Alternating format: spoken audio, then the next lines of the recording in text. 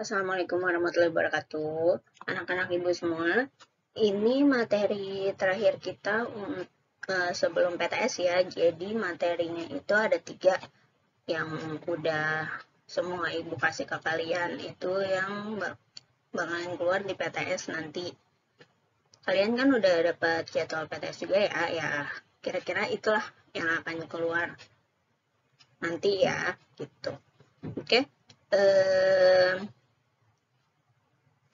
Ibu mau mengingatkan lagi untuk anak-anak yang memang belum mengerjakan tugas, mohon tugasnya segera dikerjakan ya, karena kalau enggak ya berarti nilai rapot kalian untuk tugas-tugas yang belum selesai kosong. Saya akan kasih nilai 0 gitu ya. Ya kalau nggak mau berarti sebelum PTS harus sudah diselesaikan tugas-tugasnya. Oke, itu aja. Kalau gitu kita langsung lanjut ke materi aja ya. Oke, sekarang kita akan membahas tentang sistem produksi. Seperti biasa ya, ini agenda kita hari ini.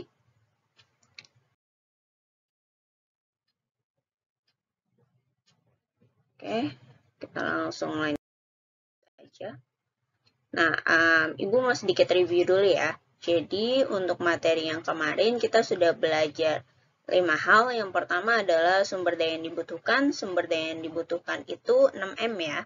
Singkatannya itu 6M, ada man, money, machine, method, terus ada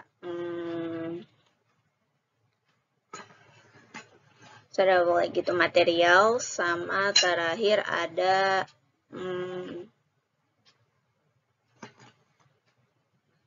terus market terakhir gitu ya. 6M itu sumber daya yang dibutuhkan ketika kita ingin membuka sebuah usaha. Terus perizinan usaha. Perizinan usaha kemarin kita sudah belajar juga tentang apa-apa saja sih perizinan yang harus kita lakukan ketika kita ingin membuat usaha. Jadi membuat usaha itu nggak sekedar buat, tapi juga ada izinnya ya. Nanti kalau misalkan tiba-tiba kita disidak, terus ternyata kita nggak punya izin, usaha kita bisa ditutup gitu. Jadi itu harus kita lakukan dulu. Terus surat menyerat. Surat menyerat apa aja nih yang harus surat menyerat apa nih yang harus kita siapkan gitu untuk pembukaan usaha kita nanti gitu. Nah, terus pencatatan transaksi barang atau jasa. Nah, barang atau jasa kan seperti yang udah Ibu jelasin minggu lalu, itu biar terrecord atau biar tercatat kan kita harus nyatet ya. Biasanya nyatetnya itu tuh pakai bukti transaksi namanya. Nah, bukti transaksinya itu minggu kemarin juga sudah Ibu jelaskan ada 2 ya, ada bukti transaksi intern dan juga ekstern.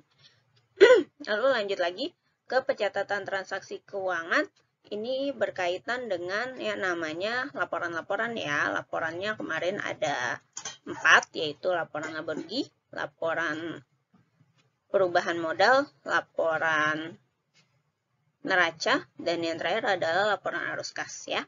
Terus pajak. Pajak itu juga penting ya. Kalau misalkan kita sampai nggak bayar pajak, nanti urusannya bisa sama pemerintah. Terakhir adalah perencanaan pemasaran. Perencanaan pemasaran gimana sih cara memasarkan produknya gitu? Apakah kita akan memasarkan lewat iklan, terus apakah kita akan memasarkan lewat media lain seperti brosur dan lain-lain gitu ya. Itu materi yang kita pelajari minggu kemarin. Sekarang kita akan mempelajari materi selanjutnya. Materi selanjutnya yaitu mengenai sistem produksinya ya. Kita mulai dari produk kerajinan dari bahan limbah berbentuk bangun datar. Itu apa aja sih? Nah, kalian bisa lihat di sini. Di sini ada gambar-gambar contoh-contohnya. Yang pertama itu adalah limbah kulit jagung. Jadi kalau misalkan kalian mau bikin kerajinan nih dari bahan limbah yang bisa kalian gunakan dan yang memiliki nilai jual itu salah satunya adalah limbah kulit jagung gitu. Ini bisa kalian lihat sendiri, dia bisa dijadikan bunga ya, bunga untuk hiasan ya. Terus yang kedua itu ada limbah plastik. Ini juga bisa kita gunakan. Bisa kalian lihat di sini bisa dijadikan berbagai tas ya, bisa dijadikan berbagai tas dan aksesoris lainnya gitu. Terus yang ketiga itu adalah limbah daun pisang. Limbah daun pisang ini juga kalian bisa lihat bisa dibuat banyak hal ya. Terus yang terakhir adalah limbah kertas. Limbah kertas kalian bisa lihat di sini bisa dibuat sebagai wadah gitu. Terus limbah selanjutnya yang bisa kalian gunakan ketika kalian ingin membuat usaha dari produk kerajinan bahan limbah, yaitu adalah limbah kain perca ya. Kalian bisa lihat di sini bisa dijadikan keset, bisa dijadikan sandal ya. Lalu yang selanjutnya adalah limbah kardus ya, kalian bisa lihat di sini. Lalu ada limbah sisik ikan ya. Dan yang terakhir adalah limbah pecahan keramik. Nah, itu kira-kira bahan limbah yang bisa kalian gunakan ketika kalian ingin berwirausaha dengan menggunakan bahan limbah. Dan limbah-limbah yang kalian gunakan juga ketika saya suruh membuat video ya, video membuat produk kerajinan itu juga salah satu limbahnya ya, itu juga bisa digunakan seperti itu ya. Oke, sekarang kita lihat lagi manfaat kerajinan dari bahan limbah. Manfaat kerajinan dari bahan limbah itu yang pertama adalah sebagai benda pakai ya. Jadi seperti yang kalian lihat di gambar sebelumnya ya, ada yang bisa dijadikan sendal ya kan, bisa dipakai ya kan. Nah, itu manfaat kerajinannya bisa bisa sebagai benda pakai. Terus yang kedua bisa sebagai benda hias. Bisa sebagai benda hias itu maksudnya adalah seperti tadi kulit jagung bisa dijadikan bunga. Nah, bunga itu bisa sebagai hiasan seperti itu ya. Terus lanjut lagi. Potensi kerajinan. Nah, biasanya potensi kerajinan itu potensi kerajinan bahan dari limbah itu kalian bisa temukan di daerah-daerah 4 daerah ini ya. Yang pertama adalah daerah pesisir pantai. Kenapa sih banyak masyarakat di daerah pesisir pantai yang membuat kerajinan dari bahan limbah? Karena memang di daerah pesisir pantai itu terdapat banyak bahan limbah yang bisa digunakan ya, seperti sisik ikan, daun pandan, daun kelapa. Jadi kalau misalkan ada dari kalian yang mungkin kampung halamannya ada di sekitar daerah pesisir pantai, bisa nih kalian mempergunakan bahan-bahan yang ada di daerah pesisir pantai untuk kalian buat peluang usaha gitu. Yang kedua ada daerah pegunungan. Daerah pegunungan kalian bisa lihat, kalian bisa menggunakan daun-daun kering, kalian bisa menggunakan kulit buah-buahan dan yang lain-lain bahan limbah yang tersisa untuk dijadikan kerajinan gitu. Terus kalau di daerah pertanian yang bisa kalian gunakan itu adalah jerami padi, kulit jagung, batang daun singkong, dan lain sebagainya ya. Terus yang terakhir, nah kita nih di Jakarta daerah perkotaan, jangan bilang bahwa sulit untuk mendapatkan bahan limbah. Ternyata di daerah perkotaan juga banyak loh bahan limbahnya, yaitu ada kertas, ada kardus, ada plastik, ada kain perca. Itu bisa kalian gunakan sebagai potensi peluang usaha kalian untuk membuat produk dari bahan limbah. Seperti itu ya. Terus kita next lagi. Proses pengolahan bahan limbah. Oke, jadi yang namanya bahan limbah kan nggak mungkin kita ambil bahan limbahnya doang terus nggak kita apa-apain. Kan pasti ada prosesnya ya. Yang pertama yang pasti adalah pemilahan bahan baku. Ya kita pasti pilih dulu dong, bahan baku mana nih yang bagus, yang bisa kita jadikan sebagai produk untuk bahan limbah kita. Nggak mungkin kan kita sembarangan nyomot bahan limbah tapi ternyata bahan limbahnya tuh nggak bisa kita gunakan untuk membuat produk yang kita inginkan gitu. Jadi kita pasti harus memilah bahan bakunya dulu. Terus yang kedua adalah pembersihan limbah. Nah, kita bersihin dulu nih limbahnya, jangan nggak kita bersihin, ya kan pasti limbah itu kotor ya. Nah, kita harus bersihin dulu nih limbahnya gitu. Terus yang ketiga ada pengeringan. Setelah selesai itu, udah dibersihin, kan pasti basah kan, harus kita keringin dulu. Terus kalau udah kita keringin, baru deh kita warnain gitu loh. Kita warnain. Di sini di proses pengeringan ini udah kita bentuk ya, kita bentuk. Terus kita warnain. Kalau udah kita bentuk, kita warnain nih. Fungsi pewarnaan itu buat apa sih? Biar terlihat cantik ya. Kalau misalkan nggak diwarnain kan kelihatan banget, ih dari kardus kayaknya nggak bagus banget gitu. Tapi kan kalau udah diwarnain, udah dikasih motif, itu kan jadi terlihat lebih bagus ya. Jadi lebih bernilai jual gitu. Yang ketiga adalah pengeringan setelah pewarnaan. Pasti ya kan pewarnaan kan pasti basah ya kan, kita keringin dulu. Terus yang terakhir adalah finishing. Finishing di sini adalah kita perhalus gitu, bisa kita perhalus, bisa kita tambahkan lain-lain ya kan yang perlu biar barangnya itu terlihat bagus dan bernilai jual seperti itu. Itu proses pengolahan bahan limbah ya. Lalu kita lanjut ke perencanaan produksi. Nah, kenapa sih kita butuh tuh yang namanya tadi proses untuk pengolahan limbah gitu. Nah, karena di perencanaan produksi kerajinan itu ada unsur-unsur yang harus kita penuhi. Yang pertama itu adalah unsur estetika atau keindahan. Coba deh bayangin kalau misalkan bahan limbah itu nggak terlihat menarik. Apakah penjual pengen beli? Kan pasti enggak kan. Penjual pasti nggak pengen beli. Penjual pasti merasa, ih jelek banget sih dari kardus gitu kan. Tapi ketika kardus itu udah kita buat, misalkan nih yang sering ya kardus dibuat jadi tempat pensil, udah dibuat jadi tempat pensil, terus habis itu diwarnain gitu, dikasih motif, kan itu bagus ya, menarik minat pembeli untuk membeli. Jadi yang pertama harus kita lihat adalah ada nggak nih bahan limbahnya itu unsur keindahannya, bisa nggak kita buat unsur keindahannya. Kalau bisa, berarti bahan limbahnya bisa kita gunakan untuk produk usaha kita gitu. Terus yang kedua adalah unsur ergonomis atau kegunaan. Nih, wah bahan limbah yang mau gua pakai buat produk usaha ini bisa digunain nggak ya? Gitu. Karena kalau misalkan nggak bisa digunain ya buat apa gitu kan orang beli, buat apa kita juga jual gitu kan. Pasti orang juga mikir-mikir, ih nggak ada gunanya ngapain gue beli gitu kan. Tapi kalau misalkan ada gunanya kan itu bisa menjadi nilai jual tersendiri gitu.